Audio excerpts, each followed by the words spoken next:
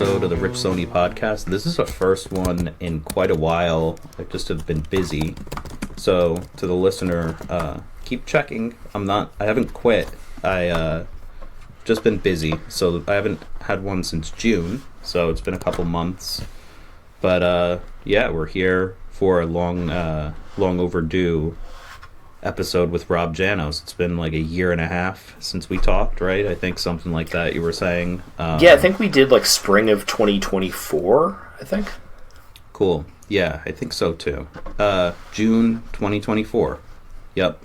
Episode 39. So if anybody wants to go back and listen to that episode, feel free to listen to that. That was a great episode. We covered a lot of ground in terms of your beginnings as a musician, previous projects, your roadie work, your thoughts on open mic night and maybe recording and musicianship. Personal philosophies, recipes for the perfect souffle, acupuncture, world geopolitics. I think that about covers it. You made a few future predictions as well. I think. Yes, you know what?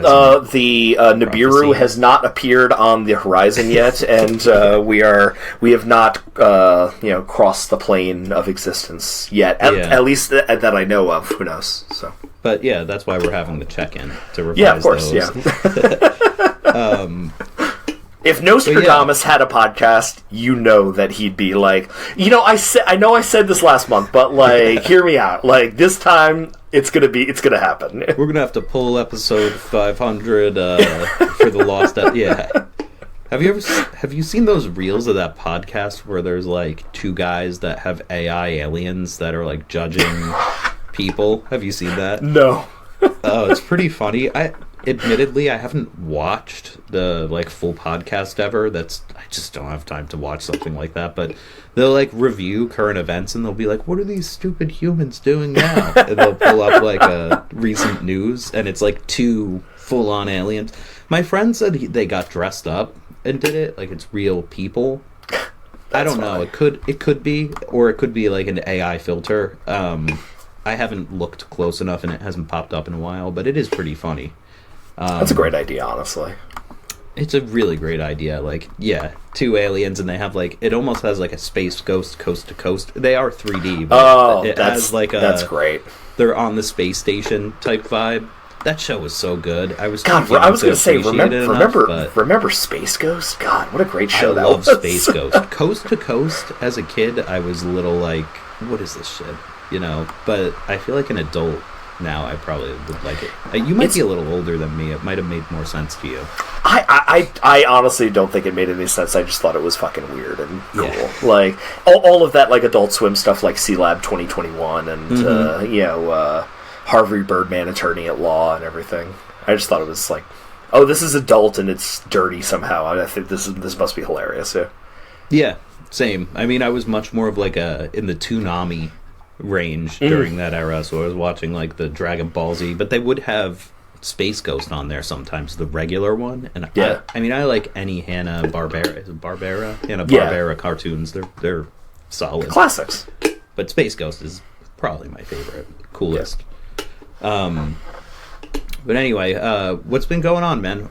When we were messaging, you had mentioned that you have a show coming up for your buddy John Simon. You want to talk about that a little bit? Yeah, so when I found out the show was happening, I definitely wanted to kind of let people know about it, talk about the process of this show. But for those who don't know, for many years I was the co-host of an open mic at Richard Coffee Company and later at the Fine Grind in Little Falls, and I got to meet a lot of great musicians and artists that I would count very close friends.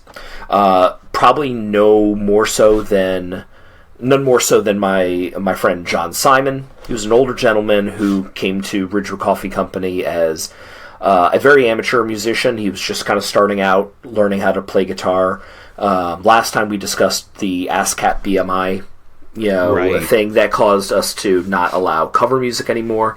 And he was one of those people that really shined as he developed his skills as a songwriter and performer, and kind of bloomed. Do you remember he started with covers when yes, he came in? Like he would come in and play Rolling Stones and Led Zeppelin and Nice. cool songs from like the 60s and 70s. I liked him. He loved me because we kind of have very similar tastes in music, and he really got a lot out of that community and those kind of weekly events. So when that cover music band kind of came into play, he was not about to let that escape from him. So he started writing, and he started writing a lot of songs. He started writing really good stuff. Like he really blossomed before our eyes at the open mic.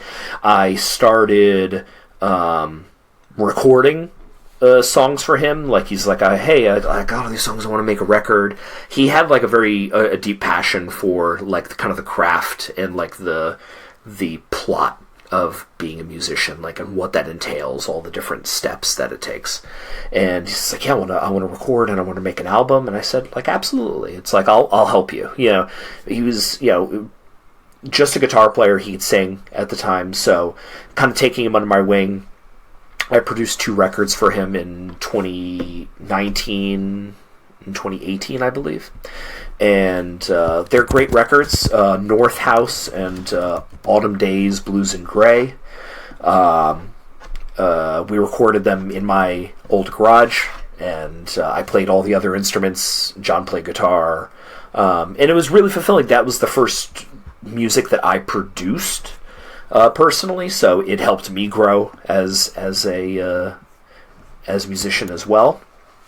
And John was a very, very close friend of mine, and unfortunately this spring in March he passed away very, very suddenly. Absolutely devastated me. It took me a long while to kind of come out of the funk that I felt from, like, honestly losing him, because he was such a warm and wonderful person. He would give you the shirt off of his back. At the end of a recording session, he would, like, hand you, like, a greeting card, like a thank you card, like, and you'd sign it and everything. Wow. So it's like, really personable. Crazy. Yeah. Personable stuff. He was one of my closest friends, like, honestly. And to lose him was a huge shock, and it was very, very painful for myself, and I know his family and a lot of our mutual friends from various kind of musical communities. And his funeral was amazing. Like, it was a celebration. It wasn't a funeral. It was a celebration of John, of his life, his music. There was pictures, and all of his CDs were there. All of his instruments were set up. His sister invited me and my good friend Ryan Kleber, who also was a good friend of John, and then we performed at his wake. We performed a Beatles song because we knew that he would love a Beatles song. It was beautiful, and just so many people that I knew were there, from open mics and from shows and from bands and everything, that all had stories about John. So that loss really had me staggered, for a good long while, just kind of musically and personally, kind of throughout the rest of the spring and the summer. And just recently, within the past month or so, I got reached out to by a good friend of mine named Mike Kuzan. Mike is very big in the Jersey City and Hoboken music scene. He has a group called The Latest Noise. They kind of put on shows, and they do promotions, and they do recordings and everything. It's kind of like this big umbrella that Mike and his associates kind of like work under. Very, very talented musician on his own level. He's got a project called The Philosopher Pirate, and it's awesome. Great rock and roll. He was very close with John. John did some work with The Latest Noise on some promotional aspects for his albums. And Mike came to me and says, like, hey, like, I think that we should do a show for John in his memory, and we should play music of John's, because John, he was a very talented songwriter and, you know, a solo performer, but he never really got the opportunity to play in a band setting. That was his dream, is to, like, play his music on a stage with a band behind him, with a crowd in front of him, and just, like, play a good old-fashioned rock and roll show. He literally wrote songs about it. You know, one of the songs that comes to mind is called "Local Rock and Roll Show," and it's about just, like, having a party and, like, playing music and, like, you know, rocking out and having fun. You know, it's like that was John at his most pure. He's just like, yeah, I just want to play music and have fun, you know, with people. But he never really got the chance to do it himself. So a lot of those recordings, especially the ones that I did for him, have, like, a bunch of instrumentation on them, because I kind of filled them in. John would come and strum some chords and sing the song, and I would say, hey, what do you think about bass on this? What do you think about mandolin on this? I think some drums would be here. Like, do you think this is an acoustic song? Because I kind of feel this could be an electric song. I think if we flesh it out, you know, things like that. It was a very collaborative process working as his producer, and it was great fun for me and for John. So those songs, like, never really got performed in their finished state, like live. John would play them acoustic. Maybe if I was around at an open mic, I would join in on another acoustic. But there's no drums, there's no bass, there's no piano, there's no that rock and roll instrumentation for him. So when Mike approached me, he says, like, hey, I think we should do John's stuff. We should put together a band and play his stuff. And I said, 100% on board. Tell me when and where, and I will be there no matter what. I will not miss it for the world. So Mike and I have been working with Max Feinstein. Do you know Max, or have you heard about him at all? No. Maxwell Feinstein. It sounds very familiar. He's a Jersey staple. Like, once again, he's in that Jersey City, Hoboken music scene.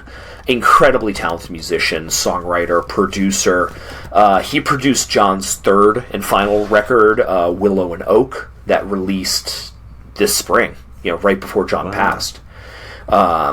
And so Max, Mike, and I are going to, you know, we're putting together a band, and we're putting together a lineup, and we're going to perform John's most recent record, Willow and Oak, and some selections from his first two records. The show's also going to have some acoustic performances to open the show from friends of John, who are going to perform some of John's songs as well, or some things that they're inspired by John to perform, including Brendan Hartnett and Andrew Nieport, my former co-host at the Fine Grind Open Mic. And yeah, I'm so looking forward to this show. I think it's going to be a blast to play. I have not personally played with a band, like in a full electric show, in 2 years now. So I've got I got the butterflies, I got the jitters. You know, I want to play now too. Getting to work with Mike and Max, as well as Johnny Rock and Jonathan Andrew, are going to be our rhythm section. Ryan Kleber is going to play some guitar as well. So it's just going to be a fun night. It's going to Where's it going to be at? It's going to be at Finnegan's. It's a kind of Irish pub and rock club at in Hoboken on October 15th. Cool. So it's going to be a rockin' house. I can tell you already that place is going to be packed. It's going to be rockin'. It's going to be full of love. And I know that John will be in the front row. You know, oh hell yeah, and for sure, because he would not miss this for the world. Because you know, even if he is not there on stage with us, we get to kind of fulfill that dream of his and perform his music, you know, posthumously, and be able to let it breathe and let it be heard. kind of keep it in people's minds, because that's important. I'm very proud of the work that I did with John, and I know Max is as well with the record that he did. So being able to perform those songs and kind of give them new life, after John's gone, I think that's poignant, and it's definitely something that we all feel very, very strongly about. Wow. Yeah, and what a way to, kind of work through the stages of grief and to, come out with a tribute. That will be really special. How has it been for you reopening this material after John's passing? Has that been an emotional thing for you, since you were so involved with the early stuff? It was. It was hard. Like going back and listening, because John's music, and I encourage anybody who listens to this to go out and listen to, it's on Spotify and it's on Bandcamp and all that. Like, find out for yourself. He's a very talented storyteller, and a lot of his songs were about the demons and the fears and the regrets that a man towards the end of his life inadvertently really had about where he was and where he came from. And going back and listening to that, and going back and relearning a lot of these parts that I wrote or performed 6 years ago at this point, has been really, really tough. John would probably find it funny. He's like, that his songs are kind of like, hanging me up like that, because he wrote songs like very autobiographical, but also like, predictive in a weird way. The final song on the record that he released this spring is called "After I'm Gone." It's literally his own eulogy. The dude wrote his own. That's crazy. His own final. He didn't. He didn't. It was Bowie type thing. No, this is not Black Star. This his death was very sudden and shocking. Wow. But it's like, he was able to kind of take his fears or his regrets and kind of put them on tape and be very, very exposed. And I think that's very commendable, because that's not easy to do. And it's not easy to do if you've just picked up songwriting in like the last 10 years of your life. Mm-hmm. That is difficult stuff to reckon with, and be able to be vulnerable on tape or on stage for everybody to see.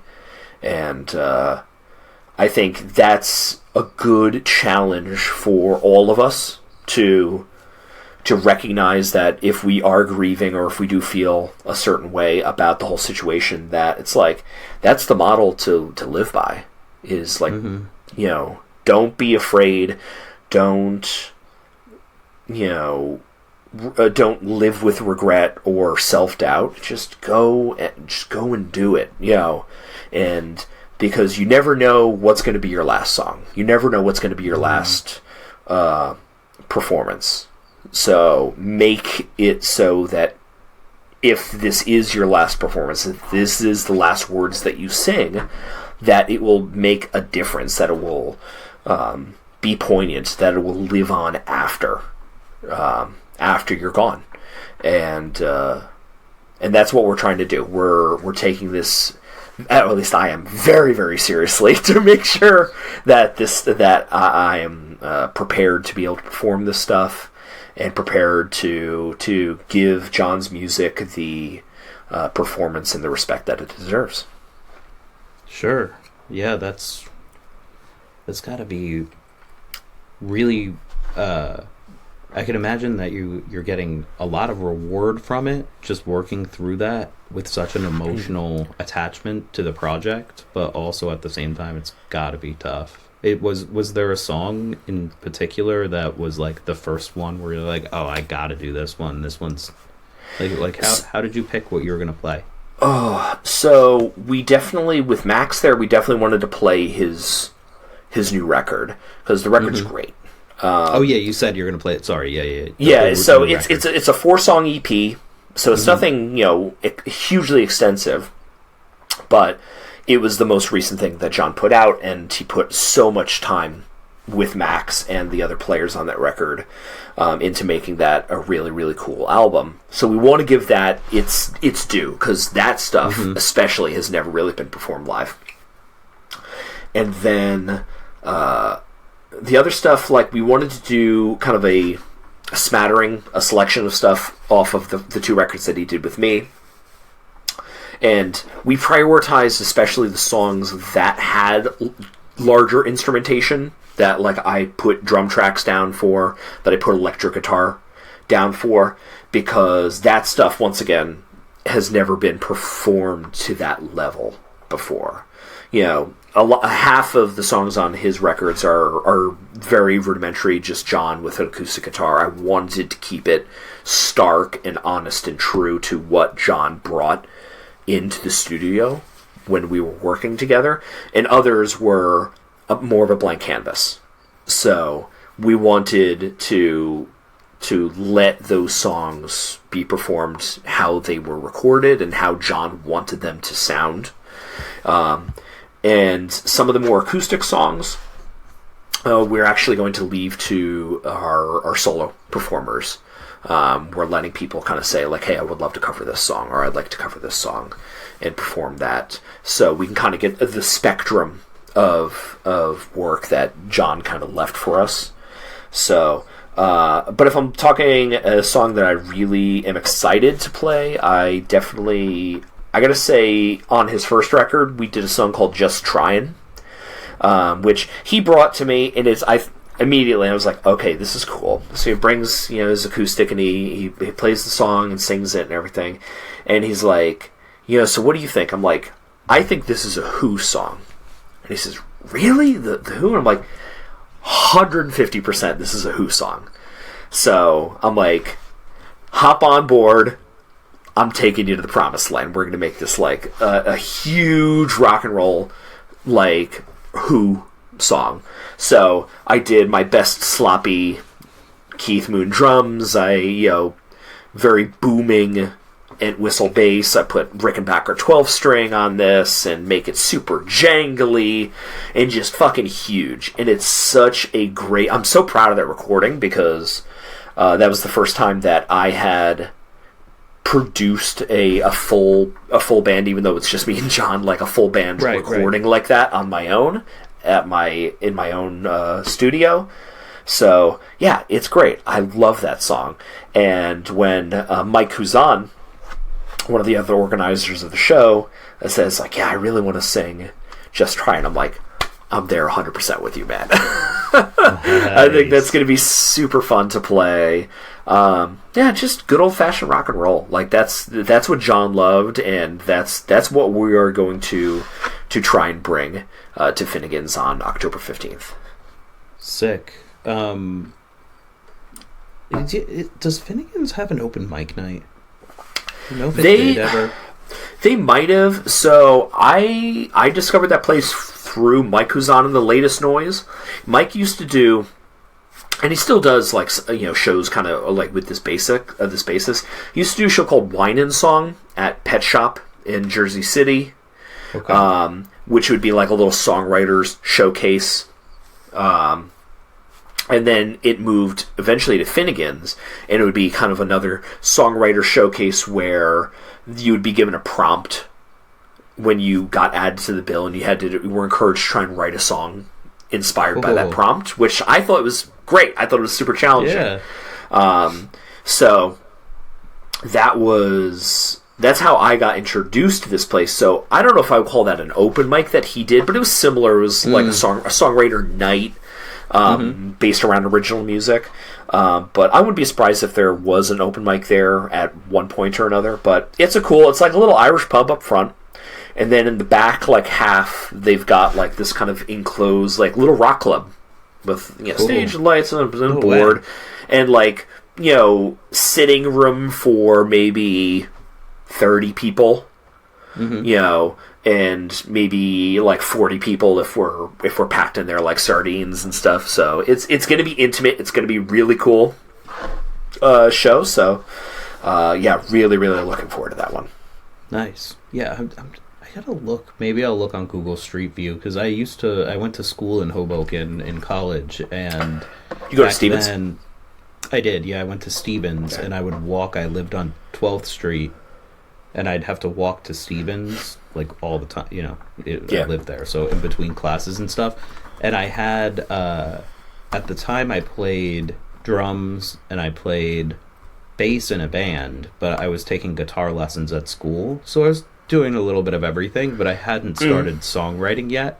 Just flirted with it, and I can remember walking by this one place that had a sign that said like open mic night tonight or whatever, like every week for like 3 years or something. And toward the end of college, I remember seeing it and like starting to be like, maybe I should go to an open mic night. Maybe I should try to play some stuff on my own, you know. And I just wasn't there yet. But I'm just wondering if it was Finnegan's, because I looked up the map and it looked like it was right about where. Yeah, it's on I was. 8th and Willow, I think. Yeah. So that's in between 12th Street and Stevens. So I was on 12th and Clinton, right? So like I would walk right through there all the time. Okay, yeah, that could be the same joint. Yeah, but it's a cool spot. This toasty cafe, but it could have been that too. But yeah, I've never been inside for sure, because I was in college. I didn't really go out to any places that weren't, you know, at Stevens. Yeah, Finnegan's is a cool spot because they're really open to kind of people putting on shows there, which is rare these days. To that you have like a bar that's like, yeah, you reach out to us if you want to put together a show. Like that sounds really cool. We've got the room. So Mike has a really great working relationship with that club. So when we said it's like, hey, we would love to put on this show, they're like, absolutely, here's some dates, you know, let me know what works for you. So they've been really gracious in opening up their venue to let this show happen as well. That's really awesome. How's the live sound there? Are you bringing your own guy to do it, or gal? Yeah, so I believe we're gonna have our friend Dave Entwistle do sound for the show. Anytime I've been there, I've never seen a band play there, so it's probably going to be a pretty fucking loud room, especially if there's like 3 guitarists on stage and, you know, multiple singers and stuff. So, you know, bring your earplugs. It's gonna be a loud one. So. You guys should record it if you can. It'll just all like, yeah, I know, through the board. You got to get a board out, you know. Yeah. So I'm not sure kind of what the place has in terms of like, you know, inputs and mics and stuff to be able to like. There's no point in putting anything more than a kick drum mic on a kick in that room. Yeah. But maybe I've got like a Zoom recorder or something like that. I kind of stick it on the back wall. Like that. Yeah, because it's. I would like to get it documented. I agree. Yeah. Or even just like a phone or something, you know, even if it's a video with like terrible audio, it's such a like unique thing that you don't hear happening that often, that I think is really special. Like, you know, we all write our music and play it, but to have that kind of lasting effect on people's lives transcends just those songs that you wrote, and paying tribute to it is really cool. I think deep down, like, all of us would be honored to have something like this be a legacy or an honoring of the work that we've done. You know, if I were to, you know, pass and my friends, you know, take the time out of their lives to put together a show to perform my stuff, that's the dream. I'd be in the front row, like haunting the place, myself. I think that's something that all of us would be incredibly honored to have happen. So, for me, it's honor. I'm honored to have been asked to be a part of it, and to be trusted with John's music, because John trusted me, all those years ago with his music. I think it's just about kind of returning the favor. Of course. Yeah. And I wonder if there's a lesson here, because maybe we shouldn't wait until we're gone to do this kind of thing. It could be cool to do for someone while they're alive. Maybe not a whole tribute show would be crazy, but I've thought about it before. Even Andrew and Niporin and I did something similar a couple of times, where we played in this band where it was me, him, and Scott Jung, and we would play we'd play a bunch of different songs, but we'd also play one of our songs like rotated. Each one of us would play a tribute song or whatever. Yeah. And after that, I've always kind of had the idea of maybe putting out like an album or something like that, of just people covering each other's songs, like all the same people, like a pool of people, just mix it up. It could be pretty cool. If I'm thinking of kind of some examples, I know just this month, Matt Hoyam, who's another Jersey musician, I know his band just put out a record of songs of a gentleman named Paul Sissick. Paul Sissick cool. was another RCC alumni.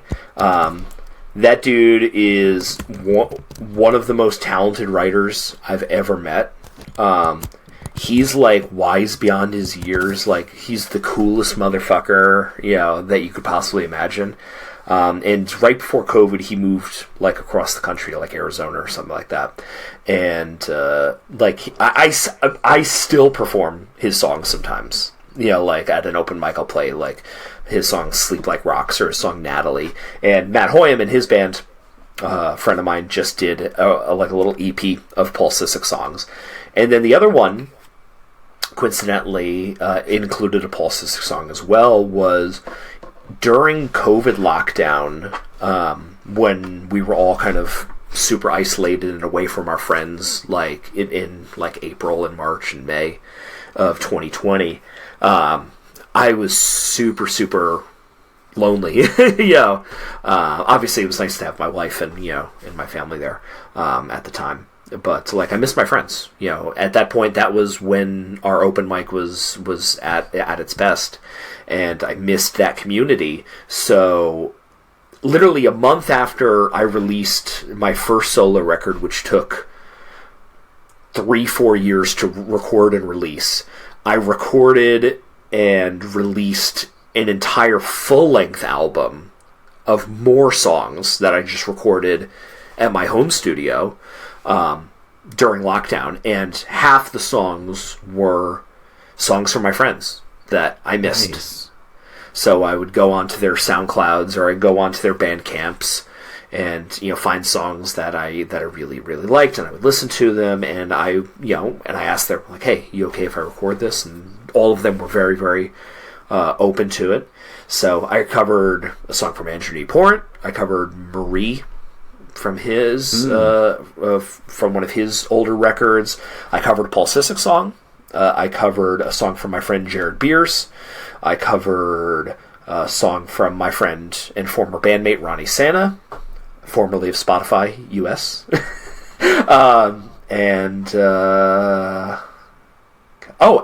I covered a John Simon song as well.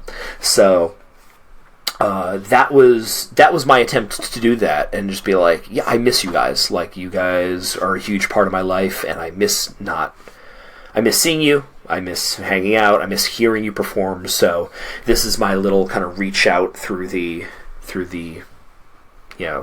cyberspace to have that connection between us again. So I absolutely agree. I think that musicians, especially if you have a close relationship or a community with a group or a musician, I think you should never be afraid to perform that, because hearing somebody perform a song of yours is like is incredibly touching. In the few times that it's happened for me, and I hope in the times that I've performed other people's songs, I hope they felt that way as well.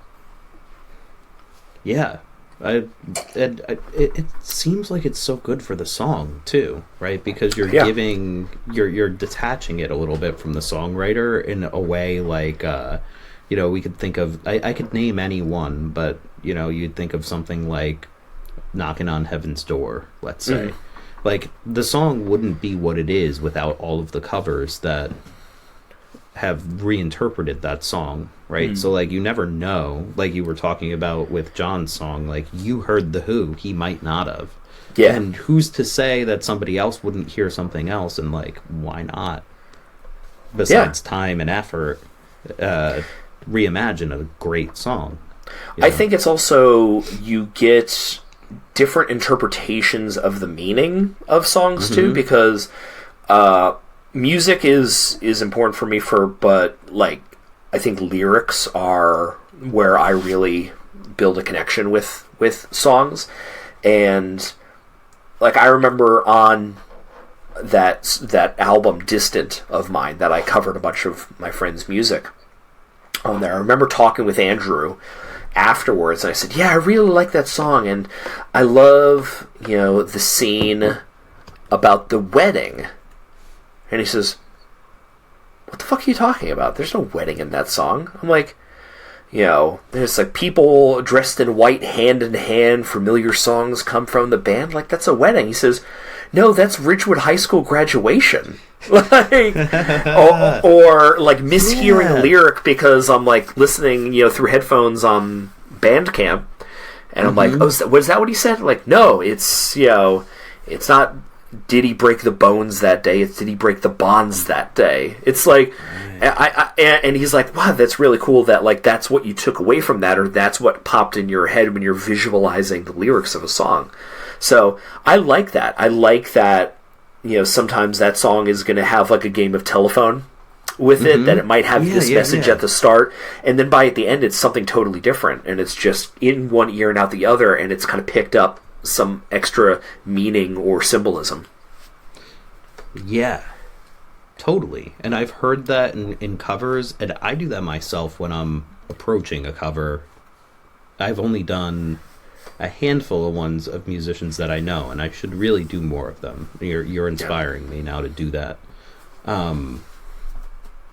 But when I approach a cover, I really do sit down with the lyrics and try to think about how I would sing them and how I would present it. I really love the Johnny Cash Unearthed album for that reason, because like the way he reinterprets stuff. He doesn't do what I'm saying as much, but like just the way that he can transform a song into sounding like something else. Yeah. Not even, I mean, of course, some of the songs that are more famous from it, like Redemption Song and Hurt and things like that, but like, even the old folk songs that he does, or even like Heart of Gold, when he did that, sounds really good. And Rusty Cage, or, exactly. There's so much cool stuff Bird on a Wire, like, there's, all of that stuff. Like, you could tell that he's looking at those words and thinking how he's going to sing them and how he's going to tell that story, but you're right, it has to go through this telephone. I can't believe I never thought of that before with covers, because it's exactly what's happening. But playing this game of telephone and reinterpreting the song is so much fun, and so it's actually really good for songwriters to grow as a songwriter by taking someone else's song and not just playing it. I'm sure you notice this even with John, right? Switching from all of those influence covers to your own songwriting, you start to reinterpret those things into your own voice, and you need those influences to come through, Yeah, 100%. I wouldn't have recorded an album by myself during lockdown if I didn't already have that experience doing it with John by that point. And the collaborative process of working with John and working with other people that I've had the pleasure of producing, including people like Andrew Newport, at that time was super important for me, just mentally, and where I was in my own kind of musical journey, because at that point my major band Asphalt Grey had broken up, imploded, choose your word to describe it, and I was on my own for the first time, and kind of in a sink or swim situation. And those albums with John and the sessions that I did with other people that I produced scratched a very particular itch in terms of that collaboration. You know, you and I were talking, you know, about, like, man, we hate to be kind of the person in the band to be the leader and kind of, like, tell everybody where the pieces go, and you kind of want that push and pull of a collaboration, and that was what I was looking for. You know, those albums with John was the collaboration, even though I personally was not writing at the time because I was dealing with a lot of self-doubt and self-loathing about my own music and my own, you know, playing. It was great just to walk in entirely blind to a session and have somebody put something at my feet and ask, what do you think? How should we tackle this? And it's a lot of creative problem solving. It's a lot of creative working of the music and lyrics and melody of something and the arrangement. It's, you know, I don't know if he knew what he was doing, but, like, John was giving me exactly what I needed at that point in my life. A person to work with no strings attached, no pressure. There's no expectation of me being at 100% in terms of my playing or my mindset. There's no expectation of me bringing songs of my own to the table in order for a project to be successful. It was perfect. It was exactly what I needed. And I think I got as much out of those albums that John did, which I think is really kind of beautiful in a weird and twisted way. Of course, yeah. But it makes perfect sense, right? Because it was your first experience as being a producer and a recording engineer for someone else. Before we even lose this area, I want to hit on this, because I feel like you're a White Stripes guy, yes? Yeah, I love the White Stripes. Okay, I thought so. You know the song Little Room? I do. White Blood Cells? That song is actually one of the most important songs to me. I just think it has some, you know, it has some real wisdom in it. It's like one of the first songs I've introduced to my children, like when they're little, really little. Sometimes I wish that I was a father just so I could introduce little children to White Stripes music, because that band is they're like cartoons. Like, it's perfect for little kids. I never thought of like cartoons, but that's exactly it. They have such a good brand built around them, but also each song paints such a picture in your head. And Little Room, like, there was one time where my son sang the entire song when he was like 2 at like a Thanksgiving or something, as if everybody knew that song, and everybody there was like, what are you singing? What is this? Yeah. But even like ever since I first heard it, right, in high school, that song always kind of stuck with me, and I think about it, not every day, but, you know, once every couple of months, I try to, you know, every time I hear it, it recalibrates me back, and I'm hearing a story of that right there, right? Like, sometimes you just need to go back to basics, and it sounds like you found a situation where you're just back in the little room, right? And you're failing, and you can just be free, you know? I think if we're talking about Jack White, I think one of the things that inspires me about the way the White Stripes and, you know, his music in general kind of operates is not having a filter and being able to just speak honestly in a way that you feel best conveys it. You know, something like Little Room is such a rudimentary song. It's like there's nothing but a kick drum for half that song. Yeah. Or thrive using limitations in your equipment or in your performance or how you attack something. Meg White is one of the most brilliant drummers in rock history because she's able to articulate so much with you know, very few tools in her tool chest. You know, the band itself is minimalistic with no bass, but the way she attacked her instrument is childlike. So I totally see something like Little Room. It's like, yeah, that's a kid's song. We're gonna be friends. That's a lullaby. That's a fairy tale. It's, you know, Jack, I think, released it as like a little children's like picture book. Like, yeah, it's always based on back order, that thing. I haven't gotten a copy yet. Brilliant. You want to talk about fucking marketing? That guy's got the marketing down. No, he does, and he's honestly, you know, someone that really inspires me in terms of how he has revitalized his own little pocket of record industry with Third Man.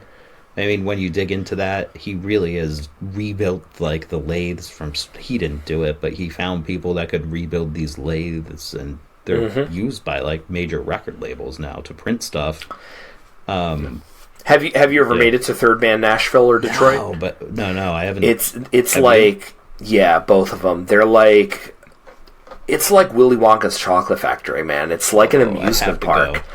Detroit has the pressing plant there with these big windows in the back of the store, so you could walk up and you could see the records being pressed and everything. It's like, that's so cool. That's amazing. It's like great. Hershey Park for record nerds, you know. It's an amusement park in every sense of the word. So I highly recommend it. I for one, I'm actually excited. I just got tickets to the CBGB's festival. In New York on September 28th, I believe, which is like 2 Saturdays from now, and it's headlined by Jack White, and his new record, No Name, is dynamite. I think it's his best solo record that he's put out. I listened to it once or twice, and it was really good. Yeah, and Iggy Pop's on the bill too, and I've never seen Iggy Pop. I'm like, oh fuck, I gotta get tickets to this, dude. This is a really good... They have Johnny Marr. They have The Damned. Yeah. Linda's. Melvins are playing. This is like my kind of festival. Yeah. Wow. Cool. So I just got tickets for that for me and my wife. So I'm excited to see him. I haven't seen him in like over 10 years live. So I've never seen him live, and maybe I'll join you. We'll see how my schedule permits. But that's let's meet up. That's a pretty good. It's a good bill. Bill, yeah. I haven't seen Iggy Pop either, and he was, likewise, in that era, probably one of my biggest influences. And then I took guitar lessons from the guy who did guitar with him and with Bowie during the Low and the Sister Midnight era. So, is it Sister Midnight? Is that the name of the album? There, Lust for Life and The Idiot, rather. So then that later on, so it already was an early influence, and then as I kind of dove into that stuff in my guitar, it definitely had a huge impact. So I'd want to see him. I've always loved the Stooges, Raw Power. Oh yeah, Funhouse. Funhouse. Those are perfect records. They're perfect. Right. Yeah. Yep.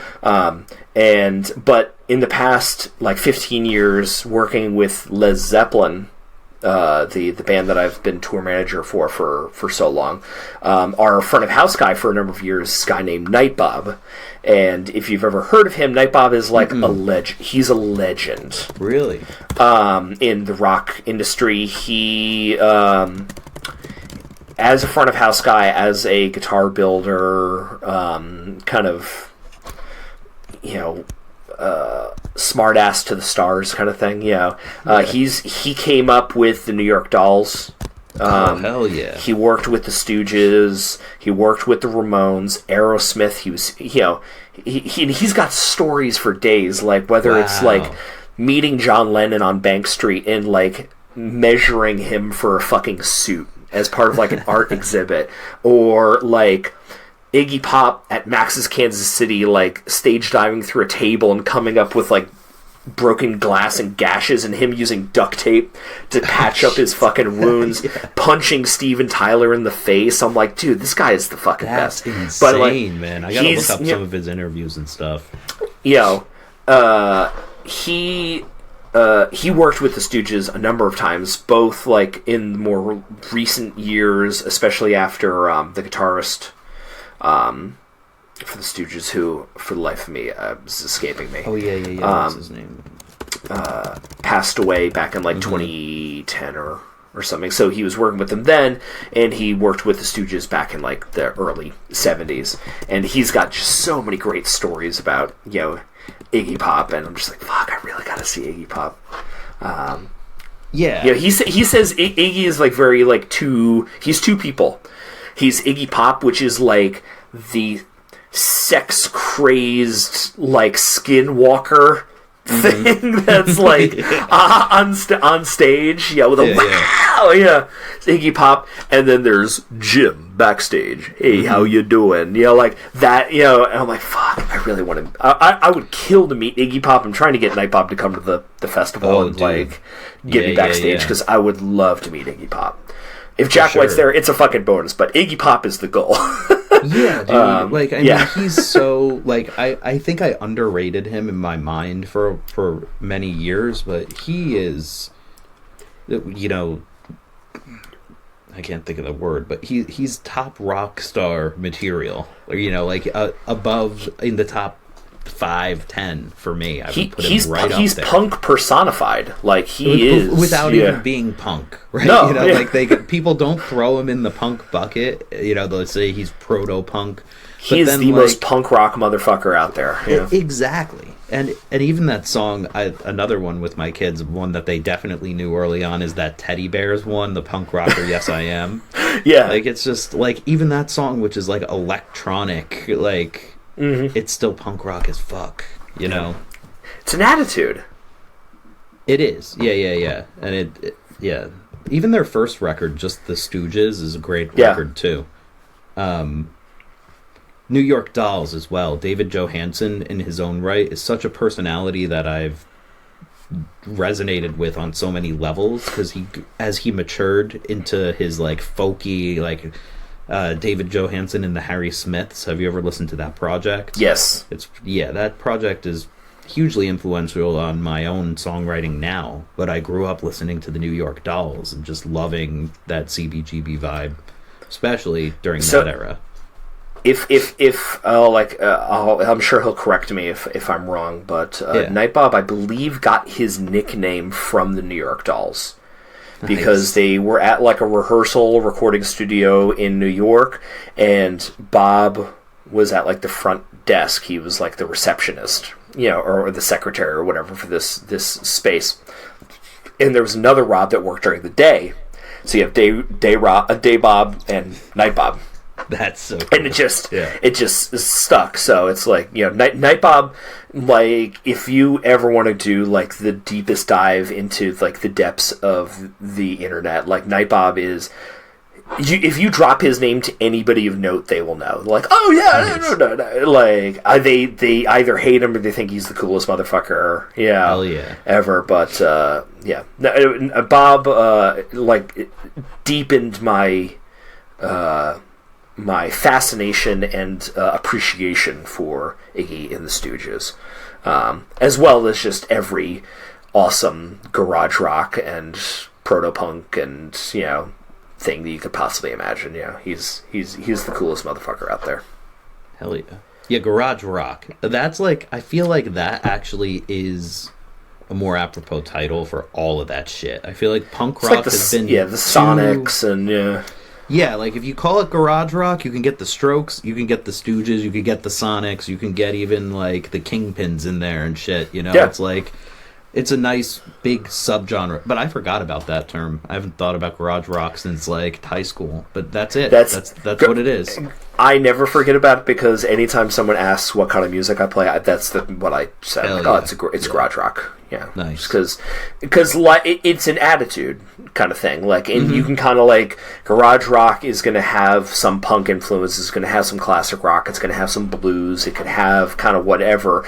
But Surf. It's more surf. It could, but it's more just like the down and dirty kind of low fidelity, high energy, you know, attitude of the music that makes it garage. So like, yeah, Jack White and Iggy Pop, I would consider them both, you know, in that garage. Hell yeah. Yeah, you know, totally. Space.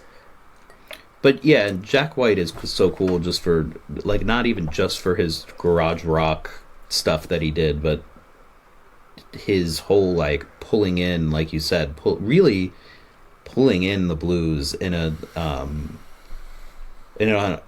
his own authentic way. Speaking of telephone, right, and twisting things, like it's like he's I've been thinking about this on a lot of episodes lately, but it reminds me of not like an Instagram filter or whatever, a Snapchat.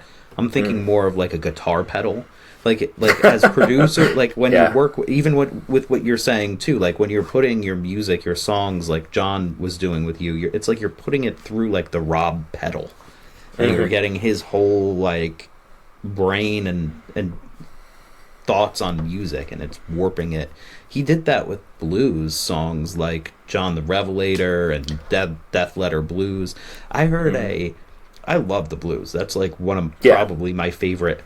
I wouldn't even call it like a high art music, but you know, like that's my favorite of the old school kind of the polished genres, right? And the first time I heard, I was a big Blind Willie McTell fan for years, but I only listened to the original recordings, and then one time on Spotify Radio, a version that was recorded in the 60s of Dying Catfish Blues came on, and I don't know if you've ever heard these 1960s blues, the Vanguard recordings, I think they were, but they sound complete.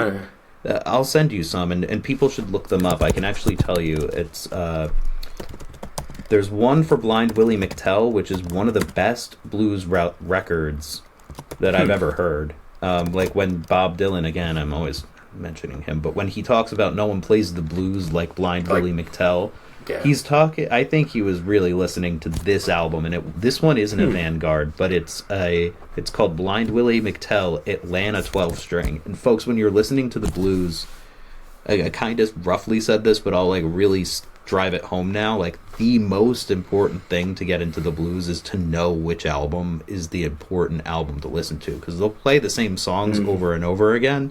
But, for example, this one, they brought Blind Willie McTell into it was released in, well, they're saying 2005. It was not released in 2005. But whenever it was released, in the 70s or something, they had brought him into, like, a high-fidelity studio. So you're listening to something that was recorded in the 30s or 40s or 20s before, and then you're listening with stereo mics, and I thought it was Jack White. Like I thought it was it was a Jack White song, and I was like, this song is sick. It's about like a gambler like dying, and there's a funeral, and like somebody's driving up with like a car with dice on the hubcaps or something. Like it's like a really cool image. It's so Jack White. But so I'm curious now, while we kind of are on this blues sure tangent. I can talk about the blues forever. Yeah. Oh, you and me both, brother. Yeah. So what album was your earliest like come to Jesus moment for the blues? For the blues, like I get it. Yeah. I really was raised on the blues in a way. Like my parents never got into like the high blues, but like I knew like the Stones, Clapton Unplugged. So like when I got into the blues, the first album that really twisted everything for me and got me, there were a few right at the same time. It was John Lee Hooker and Heat, where he played with Canned Heat. That's a really good album. That was probably the first blues album that I was like, this shit is better than anything I've ever heard. The Robert Johnson Complete Collection was good, but those were like very rudimentary. Then I got this book I think it's called by Robert Palmer, Deep Blues, and I started listening to stuff along the same line. And before that, White Stripes were one of my favorite bands, so I already like familiar. That was a huge one for me too. Day Stichel was probably my first blues record. Yeah. Of my own. But when I heard the Vanguard version of Skip James, that was probably the first time, or Kokomo Arnold's album. Those two were pretty big for me. But blues are so wide. I could sit here and say, like, these were all as I was reading that book. So there was like The Vanguard Skip James, where he got re-recorded, it sounds like he's literally possessed by like some kind of melancholy devil or something, and the fidelity's really good.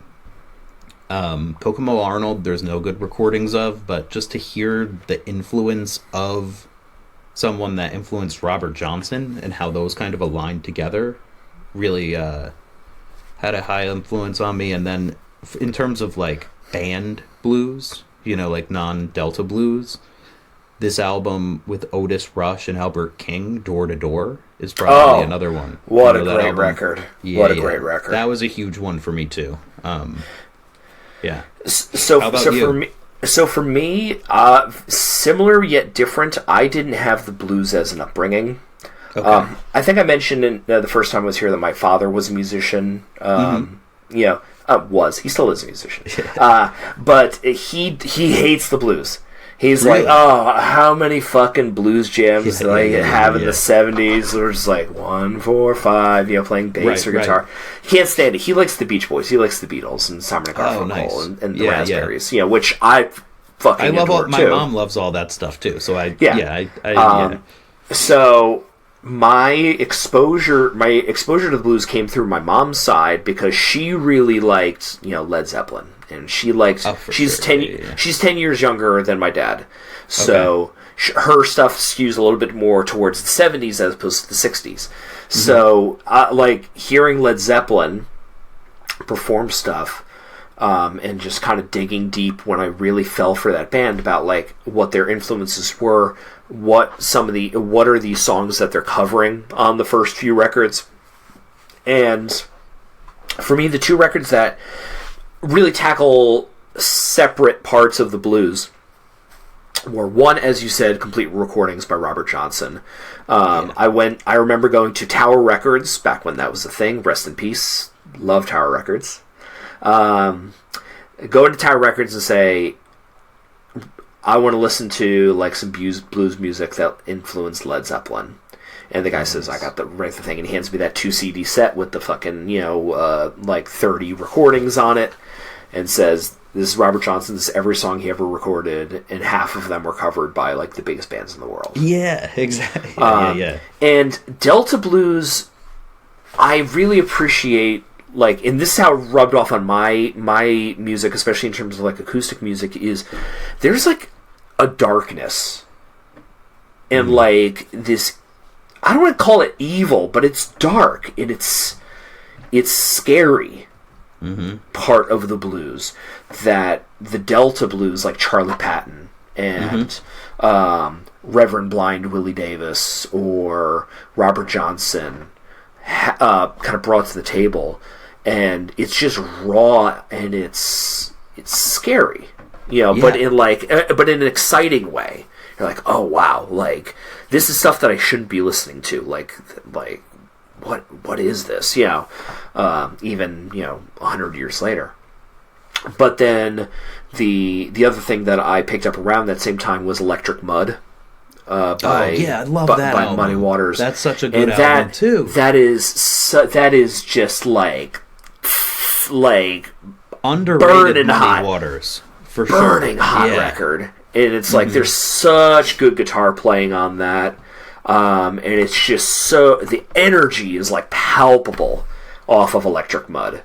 So you have the electric and that energy and that fire that comes from Buddy Guy or Junior Wells or Little Walter or Howlin' Wolf, all the Chess Records stuff. And then you get just that raw, scary, dark themes of the Delta and the acoustic blues.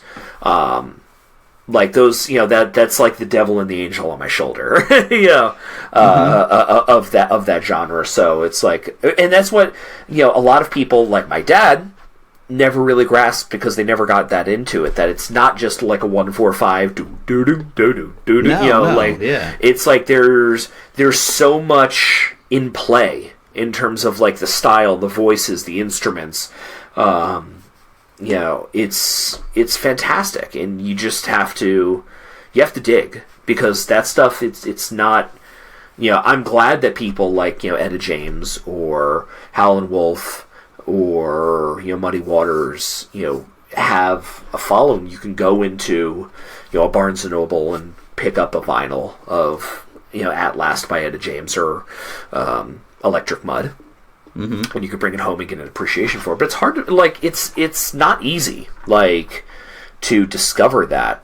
So anytime I'm talking with somebody younger who's getting into music, and I always choose find out what your favorite artists were listening to, and then find out what those people's favorites for were. Sure, and just keep going back, and eventually you'll find truth. You'll find the truth at the center of this musical mass, and that's once you find that, all of the colors on a palette with which you can paint something with. And that was for me, it's I always loved Led Zeppelin. I always loved the Rolling Stones. It's what got them off? And what got those people off before them? And just find the roots of everything. Same. And actually, as you were saying that, I realized there was an earlier album that was the bridge for me. And I don't even know if it exists anymore. I bought it on iTunes. I used to get the Pepsi caps. Nobody used them in high school, where you get the free songs. Yeah. So I got I would be coming home with 50 of these a day because nobody cared, and I'd just be taking all the Pepsi caps. And I know so many albums I bought. I remember I was so excited when I bought all of Bob Marley Legend. I bought Cream of Clapton. I bought I don't know. There were a bunch that I kept getting, but one of them was this weird I don't even know if it was an authorized release, but it was called the Roots of the White Stripes, and they did this for a bunch of different artists. I just bought the White Stripes one, but it had and this was right before the John Lee Hooker album, but it had some stuff that I wasn't aware of, right? It had How Blue Can You Get by B.B. King. It had Pee Wee Crayton on it. It had Robert Johnson and stuff, but I was a little vaguely aware of that stuff. But there were some really deep cuts that I just kind of got a good breadth of what was happening, and then I started picking through each of those artists. And then again, even that, once I got the book, I'm all right, well, who did B.B. King listen to? Yeah. Oh, he listened to Charlie Patton and Charlie Christian? And I already liked Charlie Christian, so it starts exactly. They all roads connect. I think Jack White and the White Stripes really, I think, do a better job than anyone, especially these days. But even in the grand scheme of rock and roll, of exposing new people to older music. For sure. The songs that Jack chooses to cover are fascinating in their telling, because it's what he feels is important isn't necessarily what a lot of people would expect, but it's maybe what they need to hear. Shining a light on something that has been lost to obscurity over the decades, that he found, or that he was told by another person. It's I think he does a better job, especially in the White Stripes, of exposing people to that style of music. Think Death Letter, think John the Revelator, think even Conquest off of fucking Icky Thump. Conquest. Was that One More Cup of Coffee? That's off Icky Desire. Thump. That's a deep cut. Yeah.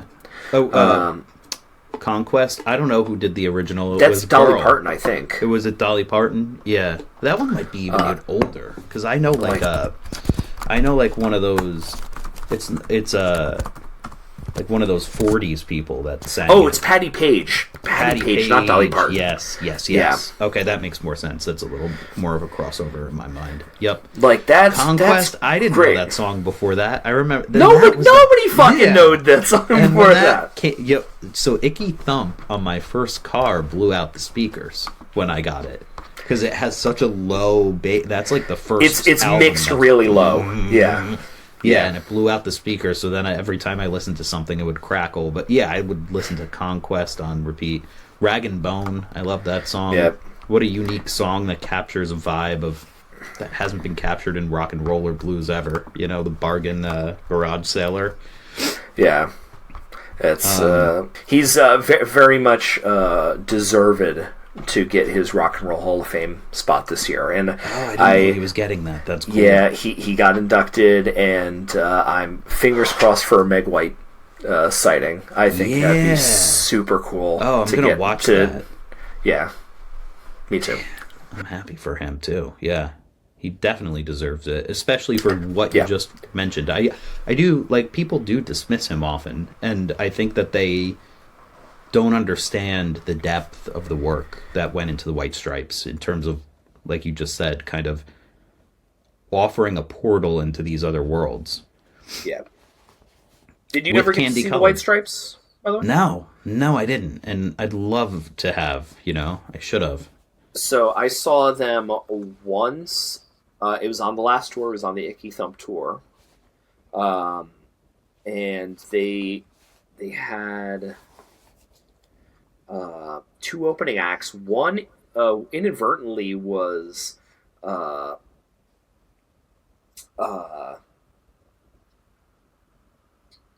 my god, I can't. Nick Cave. Oh no shit! I never got deep into him, but he's fucking cool as hell. Yeah, he had a project. It was not the Bad Seeds. It was Project Grinder Man. I had no idea it was Nick Cave until afterwards. I'm like, that band sucked. I don't know, but I was like, I love Murder Ballads. It's like one of my favorite records. Yeah, such a great record. And then the other one was like the other guy that opened up for him was like at the time like a mid '70s, early '80s Porter Wagner. Porter Wagner opened for him. I know Porter Wagner. Hell yeah, he sings a song that I've never... I'm glad you brought this up. Well, he introduced Dolly Parton.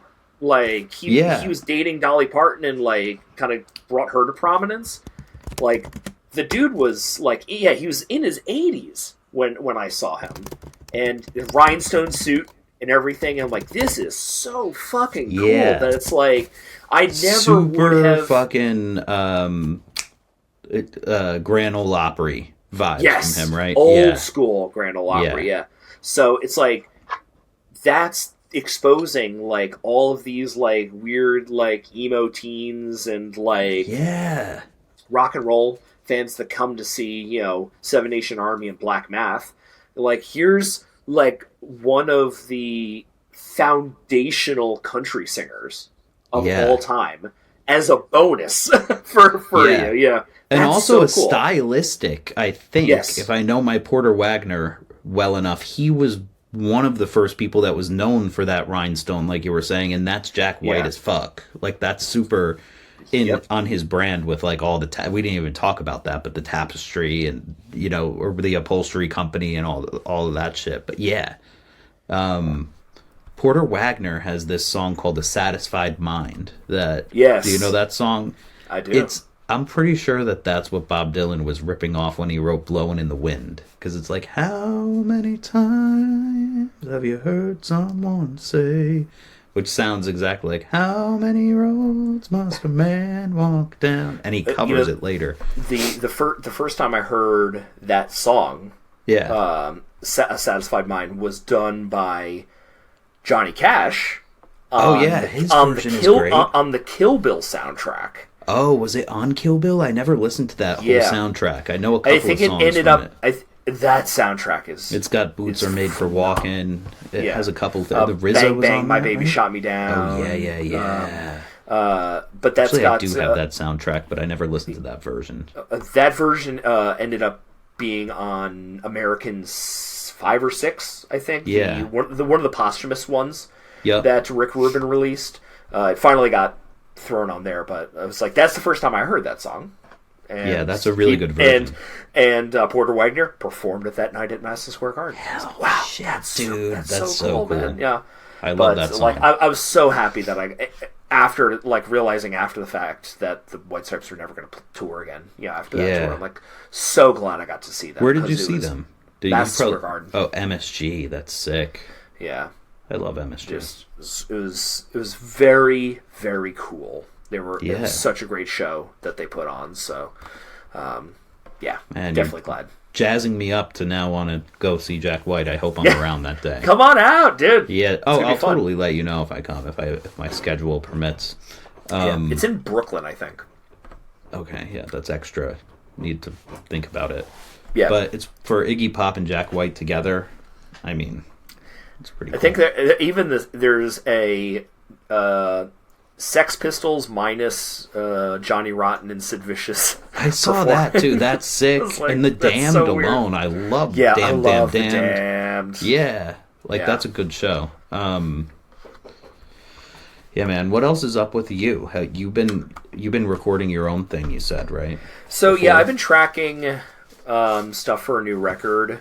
I think I said last time we spoke that I'm tracking stuff for that same record. Yeah, I'm in the same boat. I'm doing most of it at home just to kind of like save money and save my sanity. Basic kind of recording parts, and then I'm going to move to studio in Passaic called North End Recording, where I did the 2 Buzz and Hum records at with Matt Olson. Sick. And we're going to kind of do final overdubs and some mixing and post processing there. So I just booked the session today, so it's like I got to fucking finish my parts here for November. So I'm hoping to have that out by the end of the year. But this summer, I spent a lot of the time actually kind of going back into my own past. I mentioned a few times, like the first time in now, that for like 7 years I was in this band called Asphalt Grey, and Asphalt Grey was, I think, the most successful project that I've ever been a part of, like creatively, on my own. That we got scouted by major labels. We played big shows. We toured extensively. We did 3 records. That was like my, swing for the fences, at really making it a career out of music. And by the end of it, I was kind of tired and broken. And the band broke up in 2017. And I held a lot of like animosity towards a couple of the band members that went off and made their own band like afterwards, and they had a lot of really great success and did records themselves, and I held that against them, and I dealt with a lot of self-doubt. So Asphalt was kind of like a subject that I really didn't want to talk about for a number of years, just because I was like, fuck that. Fuck that stuff. And a lot of that band's presence online and materials just kind of like evaporated.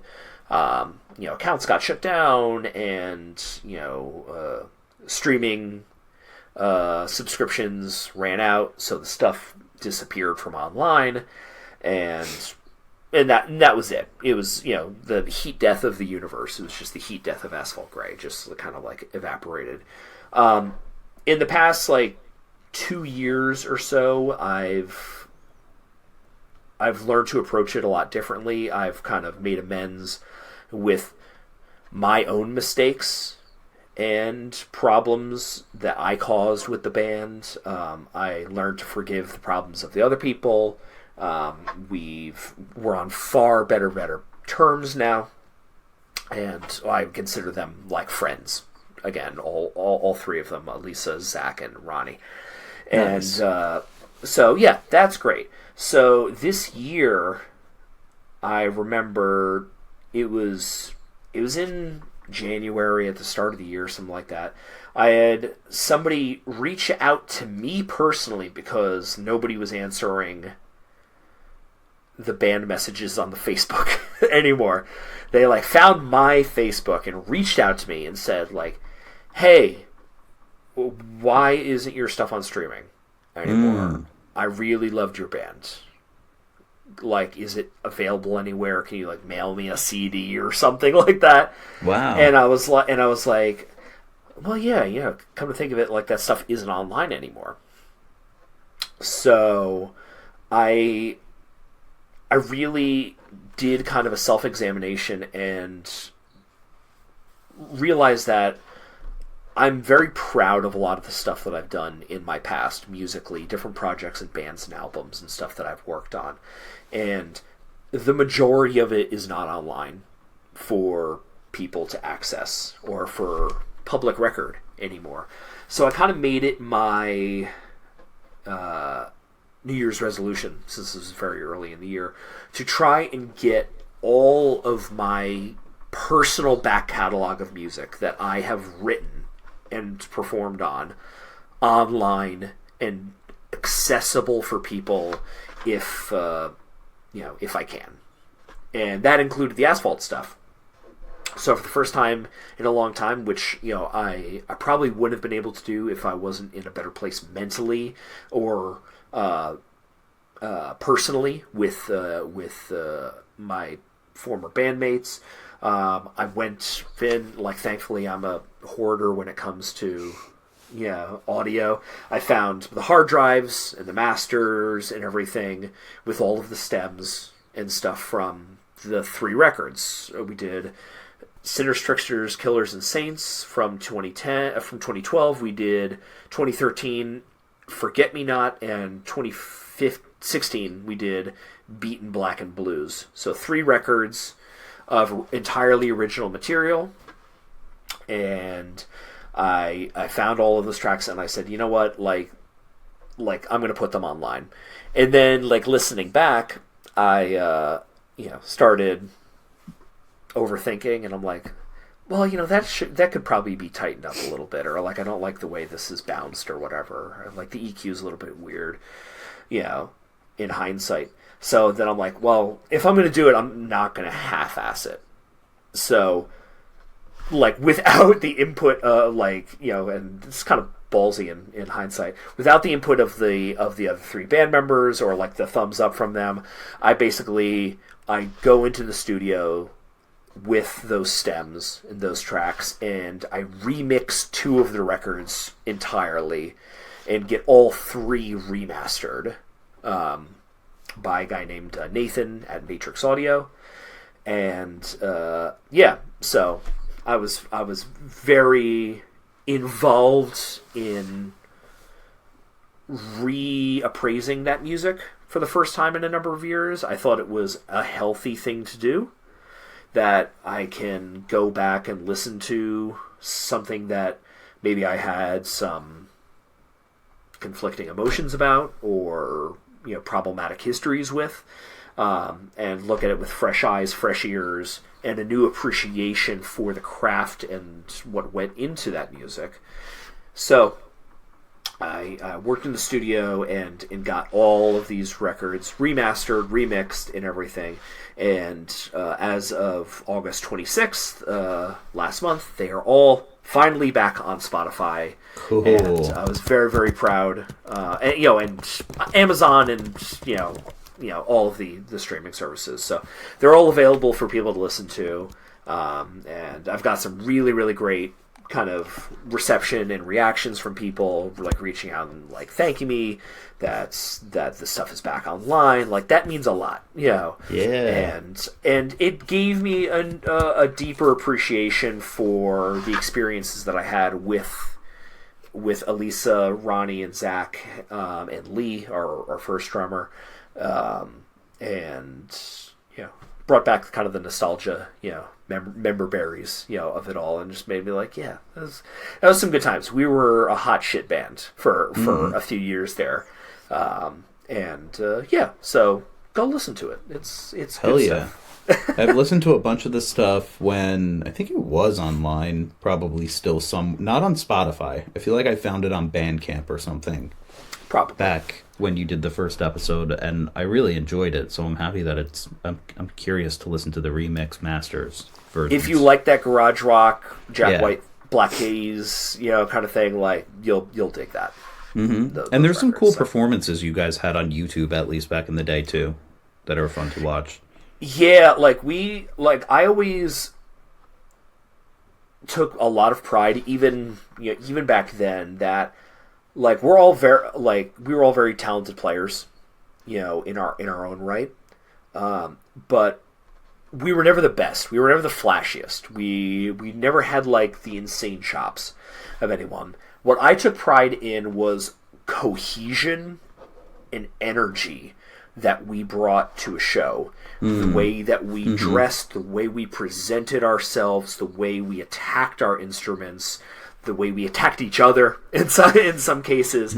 We had an energy that we could go to a blues jam, because we were pretty versatile. Like, we could kind of hang with anything. We could do acoustic performances, we could do rock shows, we could do blues jams. We could kind of do whatever. We had piano songs, we had songs with strings and horns and stuff. So we were kind of musical chameleons in that way. And we can go to like blues jams at like the Great Notch Inn, one of my favorite dive bar roadhouse places for music in New Jersey, with some really great blues players there, and we could fucking blow the doors off of that place because we came in with energy, and just like a screaming, screeching performance that like would have everybody in the bar just be like immediately focus on us. And like I was proud of that like on any given night, like we could be the hottest fucking best band in like a 50-mile radius, because we were probably loud enough to be heard 50 miles away. Like it was, we were a loud band. So yeah, it was, it's those performances, like, and there's some cool stuff on YouTube, and I have like archives of so much stuff, like, like TV performances that we did, or like in studio performances, shitty flip phone, cell phone videos and stuff. And yeah, like, going back and kind of like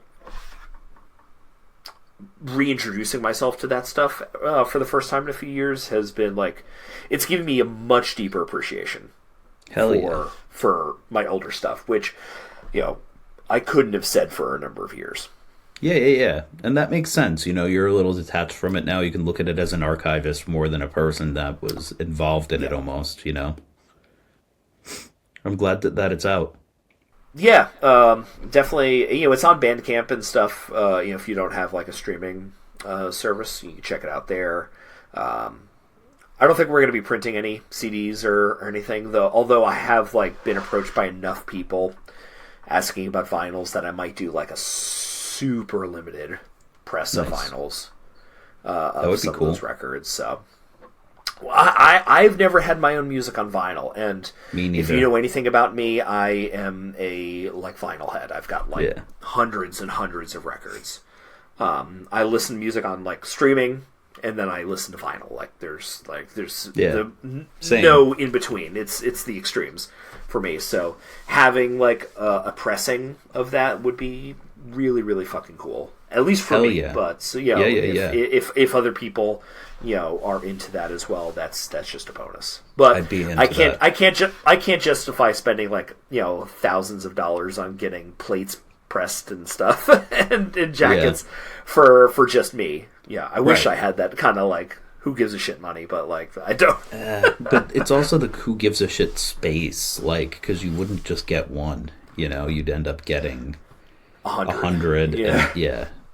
When I did my first CD, it was all Irish covers. I was like, I was very like business minded with it. Always kind of have been with my music, and like I was like, all right, I'm gonna try to do an Irish covers because that's like kind of my roots, musical roots. And I was like, I'll do a bunch of covers, a couple originals of songs in that style that I wrote, and I'm gonna try to like work the open mic nights and the shows and stuff, and sell this stuff around St. Paddy's Day, and people will get these CDs for their car.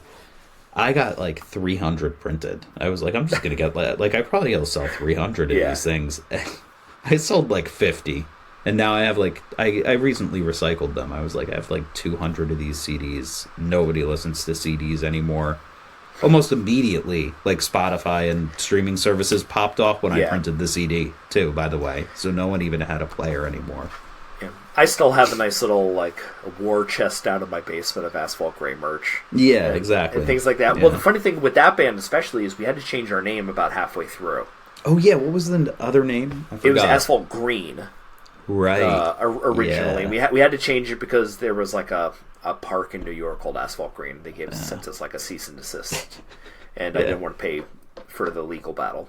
We changed it, honestly, for the better. It was a shit name anyway. But like, we had like T-shirts and fucking records and stuff like with our name on it. We're like, what the fuck do we even do with this stuff? Give it to the park, I guess. Or like send it with the wrong Super Bowl winners. Exactly. Like to overseas to needy children. But so I still have that, and thankfully we sold a lot of merch back in the day, so I don't have a ton of that left over. I was just giving them away to people, whenever like you got a CD, I'm like, yeah, here you go. But what I remember, because around that time, like, CDs were on their way out, like this 2015, 2016 kind of exactly thing. Then, and it was also right on the tail end of the period where people were willing to pay for digital music as well on a song-by-song or album basis. Like, we did a lot of business on iTunes. Oh, nice. So we sold like a lot of digital records or digital singles. If somebody liked this song off the record, they would download it, and I would get like a couple cents every once in a while from iTunes. What I thought was kind of a cool middle ground, which doesn't exist anymore, and I'm really pissed that they don't do it, was around that time CD Baby used to do download stickers. So it would be a sticker with whatever image you want to choose on it. In this case, it would be an album cover. And it would be about the size of a CD, about that size. You could put your album cover, your band name on it, whatever. And then on the back would be a URL to a download. Nice. Of a song or a record. Yeah. So it was great because we did like that for single releases. We never press a single on a CD, but we do these download stickers. And it was like $2 per sticker. But you get like $2. It was nothing. Yeah. And you got a sticker for you to slap on a wall somewhere or put it on your bumper or whatever. And you got the song. Songs, from this thing. And then they discontinued that. They're like, people don't buy music anymore, so we're just not gonna like do this. You're better off just selling a sticker for $2 with your own QR code to the album these days. Yeah, well, this is like before QR codes too. So it's like we never even like had that. Had the URL. That's crazy. It would have been better, but it's like fuck. Like that was such a great idea. Yeah, it's like a CD size sticker, so you could still go to a merch table at a show or a venue and still support the band, because that's like, in today's world, it's so hard for people to financially support bands in the local scene or whatever, because unless they have like a t-shirt or a sticker, that's the most like small bands are going to do. Nobody in their right mind prints CDs anymore. Right. Hell, more bands probably print cassettes than CDs these days because of like the hipster factor of like cassette popularity. But so there's really no easy and visually accessible way for people to support a band, unless they like spent thousands of dollars and got vinyls. But even then, like, if you print 500 vinyls, you'd be lucky to sell 100 of them. Yeah. So it's super important of like finding new avenues and new ways for bands to promote themselves, to promote their music, and to engage with their fans. So you have to think creative. I remember we were floating in Asphalt for a while. Lisa and Ronnie were kind of getting into programming and stuff at the time, and we thought about making like a video game.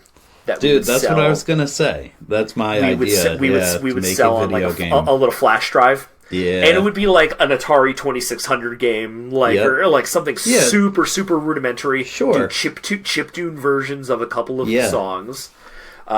Like we thought that'd be the coolest shit. It's like, hey, buy our video game at the merch table. Like, you have to think outside of the box because with the death of easily accessible physical media, because vinyls, despite how much I love it, there's a barrier to entry. Like, you have to find more creative ways, whether that's putting stuff on a USB stick or QR codes to downloads, and sell that. But it's not visually interesting, like the way a CD or I'm a into sticker into the video game idea. Like, I've been learning how to make video games on the side, literally because of that. Not just because of that, but because it seems like a natural sort of a creative outlet for me to explore. But like, I just envision these, like, it's just such a great way to capture someone's attention and present more than just your music. It's an it could be an interactive music video, that'd be insanely cool. Yeah. I'm always open for ideas for that, people.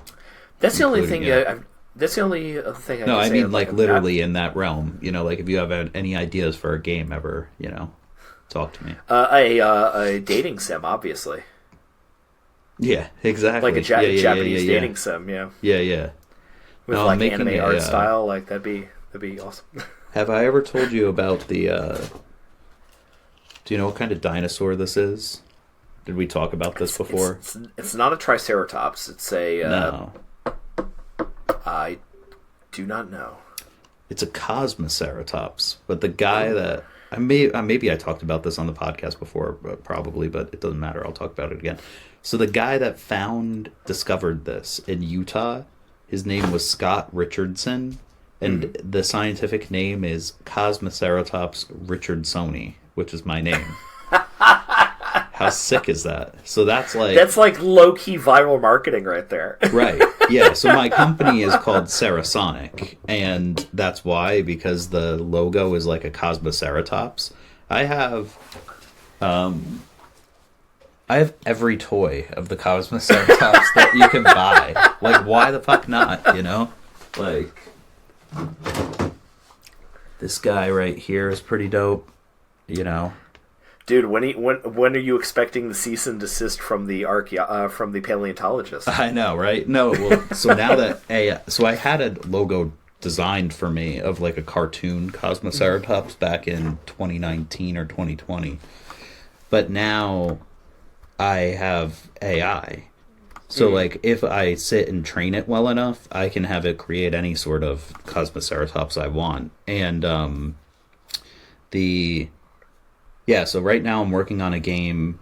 I posted it to my personal Instagram. People could see like a little glyph teaser of it, but it's going to be basically like a UFO Kosmoseratops dude with like sunglasses and his like tongue sticking out. Very 90s. I had like a sticker designed of it, actually. I don't have a sticker on hand of it, but it's this like... it almost reminds me of like a Trash Pail Kids kind of like holographic sticker of this UFO guy, and it's basically him just like flying through like some meteors, and I'm like, this is a cool game. Like, I'm gonna sell this for like $1, and maybe people will buy it. Totally. And then the songs, I gotta think of like a song. I'm just gonna chip tune one of my songs into it, and then have at it. I give the band a ton of crap, and I'm not necessarily the biggest fan of them, but it's like Kiss. Sure. Like, yeah. If they could find something to slap their logo on, or just slap that band's picture on, like, they're gonna do it. Yeah. And that's brilliant. Hell yeah. Kiss condoms, or like, Kiss pinball machines, or Kiss everything. Metallica's the same way. There's like at the Spotify office, they have Metallica pinball. That's sick. Badass, and unfortunately, I think CBGB's is to that point too. Yeah, just throw the logo. You know what? It used to be way more though. Like in the Hot Topic era, that was such a popular shirt. I feel like Hot Topic. I don't know if they still have that in the mall or not, but like. As it's like a little out of vogue, or maybe I'm just too old now, but I haven't seen as many CBGB shirts. But totally, yeah, they were top up there. And it's like, hey, more power to you. Sure, there's so many bands. I mean, the Rolling Stones too. You know, like it's like everybody. Not everybody, but there's a ton of bands that have done great marketing. Yeah, the Beatles pioneered all of that. The Beatles, hell yeah. They would sell like "I love the Beatles" pins, and then they'll also say "I hate the Beatles" I didn't know pins. It's like I hate the Beatles too. Yeah, it's freaking great. It's like, who cares? You know, just like it's your name, it's publicity, regardless whether it's good or bad. You know, yeah. You ever read I never read this until I was like a parent now, but as a kid, but the Dr. Seuss book, The Sneetches. You ever read that book? It's it's such a good Dr. Seuss. There's like these people that have stars on their stomach, and there's people that don't. And they're all Sneetches, right? But the ones that have stars on their stomach look down upon the ones that don't. So this dude like rolls in, I forget his name, but he has a cool name. He rolls in and he sells a machine that'll put stars on your stomach, right? So they all get stars on their stomach, and then all the people with the stars get pissed.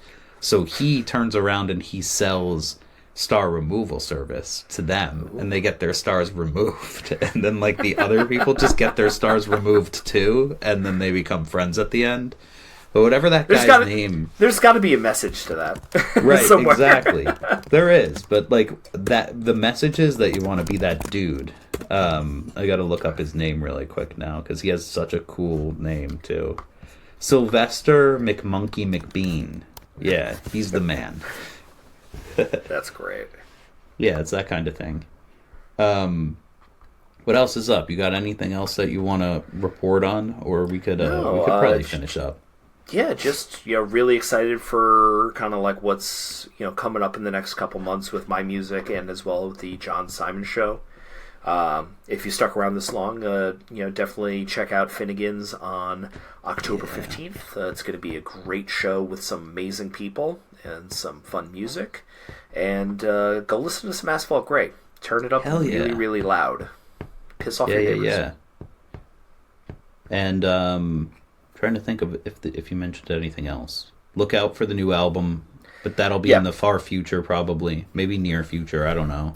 The near far. The middle ground future. And if follow me on, I'm very active on Instagram at Janos Expatriate. I post a lot of like videos, I post vlogs. I'll be probably documenting some stuff for the John Simon show. When I'm on tour, I post some fun stuff. So stay in touch.